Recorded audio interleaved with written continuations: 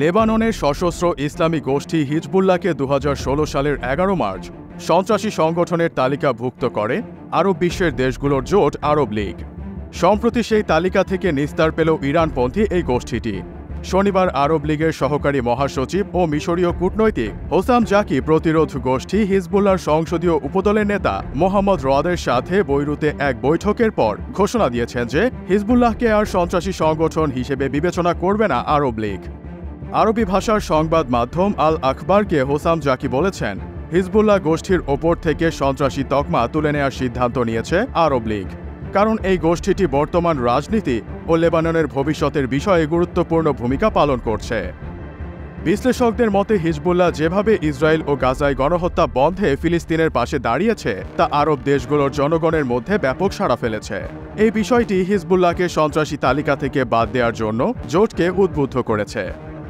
সংবাদ মাধ্যম আল আখবার বলছে, 2016 সালের পর আরব লীগের সহকারী মহাসচিব জাকির সাথে হিজবুল্লাহ নেতা রদ প্রথমবারের মতো বৈঠক করেছেন।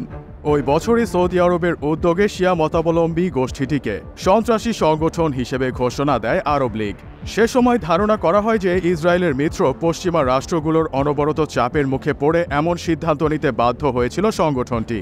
আবার একই সঙ্গে মধ্যপ্রাচ্যে ইরানি প্রভাব বিস্তারের পাশাপাশি ইরাক, ইয়েমেন, লেবানন, সিরিয়া ও আরব উপসাগরীয় অঞ্চলের দেশগুলোর অভ্যন্তরীণ বিষয়ে হস্তক্ষেপের জন্য হিজবুল্লাহকে দায়ী করা হয়েছিল।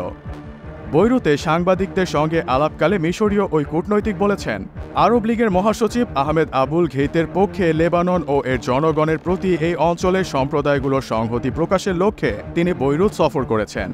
আরব লীগের সহকারী ওই মহাসচিব বলেছেন, দক্ষিণের সামরিক উত্তেজনা বৃদ্ধি কেবল লেবাননেই নয়, বরং পুরো মধ্যপ্রাচ্যের নিরাপত্তা ও স্থিতিশীলতার জন্য গুরুতর চ্যালেঞ্জ তৈরি করেছে। বিশেষ করে সংঘাত যদি ছড়িয়ে পড়ে তখন এটি মোকাবেলা করা কঠিন হয়ে পড়বে। পরিস্থিতি নিয়ন্ত্রণে রাখতে মিশরীয় এই কূটনীতিক জাতিসংঘের নিরাপত্তা পরিষদের প্রস্তাবনা 1701 মেনে চলার জন্য সব পক্ষের প্রয়োজনীয়তার ওপর জোর দিয়েছেন। তিনি বলেছেন, আন্তর্জাতিক সম্প্রদায়কে গাজা উপত্যকায় যুদ্ধের অবসানের ওপর গুরুত্ব দিতে হবে, যা দক্ষিণ লেবাননের সংঘাত বন্ধ করবে। তবে এদিকে হিজবুল্লাহকে সন্ত্রাসী গোষ্ঠীর তালিকা থেকে আরব বিশ্বের বাদ দেওয়ার এই সিদ্ধান্তের বিষয়ে পশ্চিমা গণমাধ্যম এখনও নীরব রয়েছে। কিন্তু এটা ঠিক যে এই ঘোষণার বিরুদ্ধে তাদের উত্তেজনাপূর্ণ কোনো প্রত্যুত্তর হয়তো শীঘ্রই সামনে আসবে।